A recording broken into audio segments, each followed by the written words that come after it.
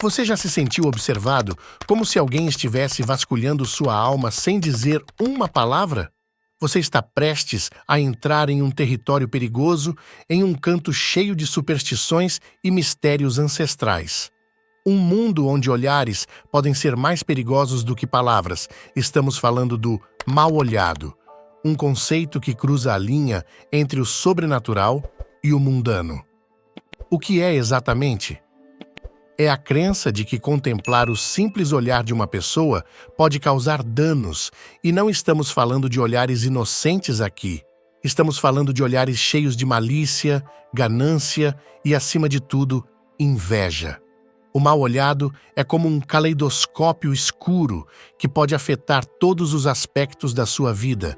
Pode te deixar doente, exausto, afetar seu bebê, estragar seus negócios, sua riqueza, suas colheitas ou suas perspectivas amorosas.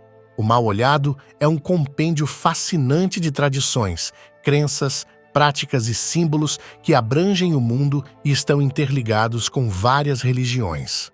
Então, se você está pronto para uma jornada intrigante, cheia de superstições e segredos escondidos nas sombras, fique até o final, porque o mal-olhado é muito mais do que um olhar penetrante. É um enigma que vamos desvendar juntos. Embora o complexo de crenças relacionadas ao mal-olhado tenha sido presente em diversas culturas ao longo da história, o Dr. John Eliot, autor de um influente estudo sobre o mal-olhado, sugere que este conjunto de crenças se originou na antiga Mesopotâmia e nas regiões vizinhas do Mar Mediterrâneo e depois se espalhou ao longo da história.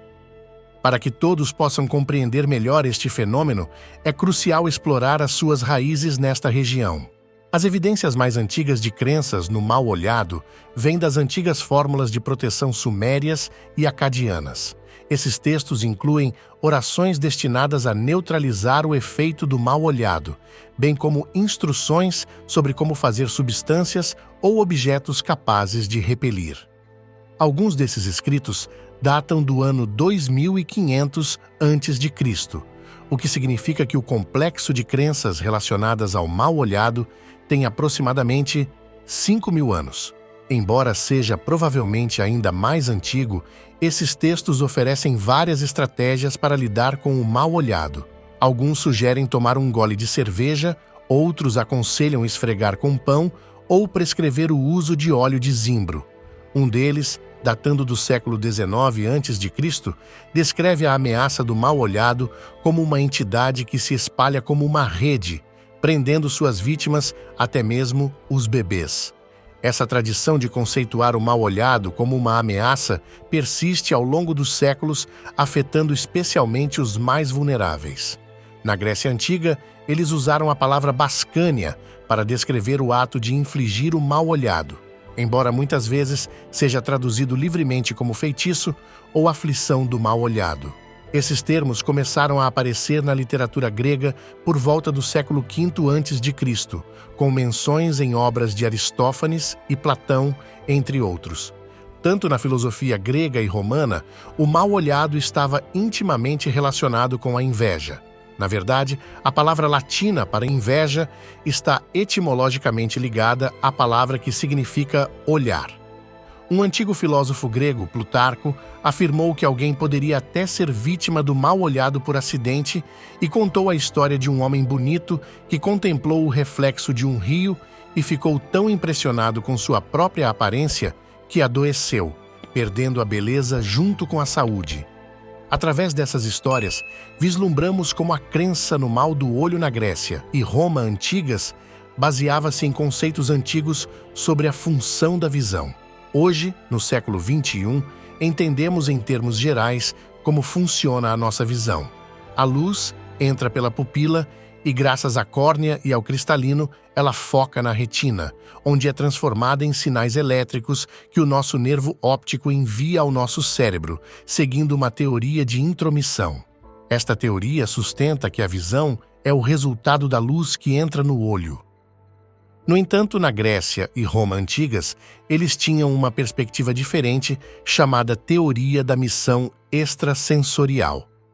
De acordo com esta ideia, A visão era um contato físico emitido pelos olhos, como raios laser. Filósofos como Platão apoiaram esta noção, descrevendo uma luz que fluía dos olhos e encontrava a luz do objeto observado. Euclides, outro filósofo grego antigo, também via a visão como um contato físico e descreveu o processo em seu livro Óptica. Embora nem todos apoiassem a teoria da missão extrasensorial, a maioria acreditava que o olho era um órgão ativo que emitia algo tangível. Essa perspectiva, que poderíamos chamar de visão atávica, porque está relacionada ao tato, explicaria por que as pessoas acreditavam no mal-olhado. Pensavam que os olhos emitiam partículas de fogo que irradiavam para os outros e que a visão estava ligada às emoções. As emoções negativas poderiam ativar e carregar o mal-olhado. Plutarco expressou vividamente, dizendo que aqueles cheios de inveja atiravam como flechas envenenadas de seus olhos, pois acreditavam que a alma era uma fonte de energia para essas flechas maliciosas. Então, como você se protege em um mundo onde todos parecem olhar ao seu redor com olhos invejosos e maliciosos? Os gregos e romanos desenvolveram estratégias apotropaicas, que significa afastar o mal para se proteger. Uma dessas estratégias envolvia conseguir representar o olho sofrido com imagens de um ataque, com o olho abaixado por várias armas e criaturas. Um impressionante mosaico que mostra isso foi descoberto em uma casa romana perto de Antioquia, datado do século I d.C. Também havia amuletos de bronze que representavam o olho sofrido e que se acreditava ter o poder de desviar olhares malignos. Outro motivo comum no Império Romano era a representação fálica exagerada. Os romanos usavam amuletos na forma do que é chamado de fascinum e os colocavam em vários locais para proteção. Atualmente, persistem amuletos contra o mal-olhado. Um dos quais é muito popular é o olho turco ou olho grego, um olho formado por círculos concêntricos em diferentes tons de azul, que tem o poder de repelir esse mal. Na Itália, especialmente na área napolitana, o mais comum é o corno ou corneto, em formato de pimenta vermelha picante retorcida e feito de materiais frágeis. Carregá-lo é considerado proteção contra o mal-olhado e, se quebrar, é interpretado como sinal de que cumpriu sua função e você precisa de um novo. Mas você não pode comprá-lo, apenas receber como presente. Outra maneira de repelir o mal-olhado é fazer o gesto dos chifres com os dedos, mas os chifres devem apontar para baixo em direção ao inferno ou acompanhados pela expressão tie. Esta palavra não tem significado em italiano, mas em napolitano lembra o som que indica para você, o que sugere a intenção de devolver o mal-olhado à sua fonte. Além disso, existem outras práticas de proteção mais genéricas, como o uso de sal em várias formas, como jogar sal nas costas ou deixar o alho pendurado para desidratar. Também é comum carregar uma fita vermelha com 3 nós na mão direita para afastar ou encapsular más energias, inclusive o mal-olhado. No contexto das religiões abraâmicas, como o cristianismo, o judaísmo e o islamismo, o complexo de crenças sobre o mal-olhado deixou sua marca. No Novo Testamento, o apóstolo Paulo refere-se ao mal-olhado em Gálatas, capítulo 3. Ó insensatos Gálatas, quem vos fascinou para não obedecerdes à verdade? Embora as traduções modernas não deixem evidente que Paulo usa a palavra que mencionamos antes, bascânia. São Jerônimo e outras autoridades eclesiásticas também reconheceram a crença no mal-olhado e mencionaram que pessoas invejosas são atormentadas pela felicidade dos outros, especialmente crianças e jovens. Os primeiros cristãos, dando como certa a existência do mal-olhado, adotaram rituais de proteção. A tradição cristã ofereceu uma variedade de amuletos e orações para repelir. Eles usaram símbolos cristãos em amuletos e feitiços. Um exemplo é uma oração de exorcismo para afastar o mal de uma mulher grávida, que invoca o poder de Deus e os arcanjos Miguel e Gabriel, dizendo: para expulsar dela toda condenação, todo demônio, todo o poder das trevas e todo o mal olhado. Mais tarde, a fórmula indica que o nome de Jesus deve ser cantado repetidamente, bem como pronunciar a palavra Cristo. As comunidades judaicas também estavam cientes do perigo do mal olhado e tomaram medidas de proteção. De acordo com esta tradição, se alguém temesse o mal olhado ao entrar em uma cidade, poderia pegar o polegar direito com a mão esquerda e o polegar esquerdo com a mão direita, enquanto diz: "Sou assim e assim sou um descendente de José, sobre quem o mal olhado não tem poder." Ao longo dos séculos, as comunidades judaicas desenvolveram uma rica tradição de objetos e práticas de proteção. Na Idade Média, após o surgimento da tradição mística judaica, conhecida como Cabala, reconheceu-se que um tom azul específico chamado tekel tinha propriedades para neutralizar o mal olhado. Por exemplo, Sohar, um texto cabalístico, menciona um pano azul que cobre a Arca da Aliança como medida de proteção. Nas comunidades judaicas e muçulmanas, um amuleto em forma de mão, conhecido como amsa, que significa 5 em árabe, tornou-se popular como um símbolo comum para repelir o mal olhado. No contexto do Islã, o mal olhado está enraizado no passado e continua a ser relevante nas comunidades muçulmanas. O estudioso muçulmano do século XIV, Haldun, escreveu sobre o mal olhado em detalhes, afirmando que é natural e inato e não depende da livre escolha do seu possuidor, estando relacionado à inveja. Ele sugere que afligir alguém com o mal olhado pode ocorrer involuntariamente.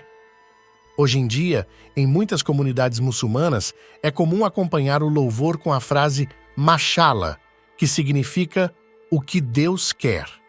Isso é feito para evitar qualquer suspeita de inveja. Ao longo da história, muitas pessoas buscaram proteção contra o mal olhado recitando passagens específicas do Alcorão, como a Surata 113, que é uma oração matinal de proteção que alude ao mal olhado. Agora já sabemos o que é o mal olhado, suas origens e sua relação com as diferentes religiões. Veremos como usar o poder do olho. Na Torá, afirma-se que focar nos aspectos negativos de alguém pode trazer maldições, ao mesmo tempo em que destacar seus aspectos positivos pode atrair bênçãos. Enfatiza a importância de ver o lado positivo de cada pessoa. Mesmo que predominem os aspectos negativos, ao fazer isso, criamos uma realidade nova e mais positiva e elevamos essa pessoa. Da mesma forma, devemos encontrar qualidades e aspectos positivos em nós mesmos para nos elevarmos, em vez de nos sabotar e focar no negativo, o que atrai mais negatividade para nossas vidas. Para ajudar alguém a melhorar, devemos apontar suas ações, não rotulá-las como ruins, pois isso pode piorar as coisas. Em vez disso, devemos comunicar que suas ações não estão alinhadas com nossos valores e que são capazes de fazer melhor sem fazer com que se sintam mal. A repressão deve ser usada com cuidado e consideração. Como se livrar do mal olhado? Sabendo que nossas palavras têm poder sobre outros e o nosso ambiente, vamos ver o que o sábio filósofo Rabino Abraham Isaac Kook disse: "As almas influenciam umas às outras. O mal olhado tem um lugar para influenciar para o mal, mas só terá influência devido à fraqueza da alma influenciada. Nossos pensamentos e emoções podem influenciar a mente dos outros através da neuroplasticidade, um conceito apoiado pela neurociência moderna.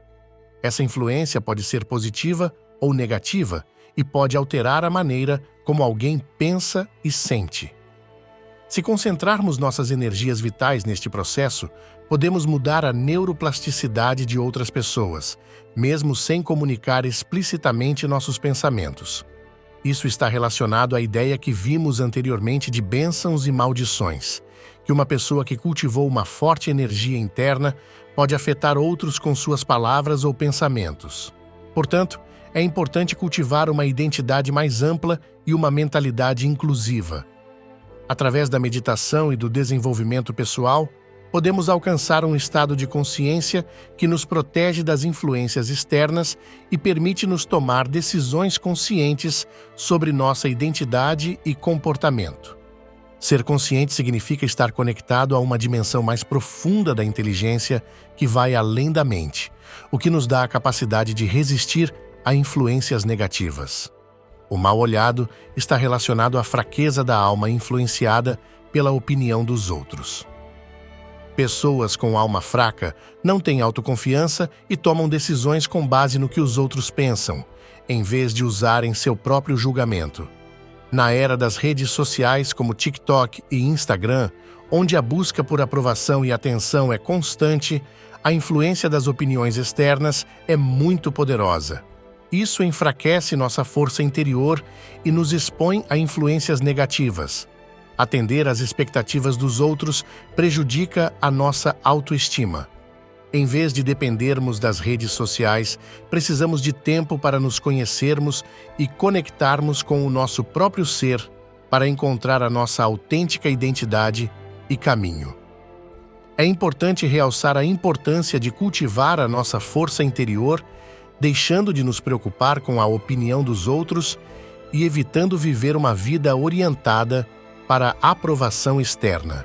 Em vez de basear nossas ações no que os outros dizem, é essencial dedicar tempo a nós próprios, forjar nosso próprio caminho e ter confiança em nossas habilidades, mantendo-nos plenamente conscientes de nosso ser interior. Se você achou este vídeo interessante, não hesite em curtir e compartilhá-lo.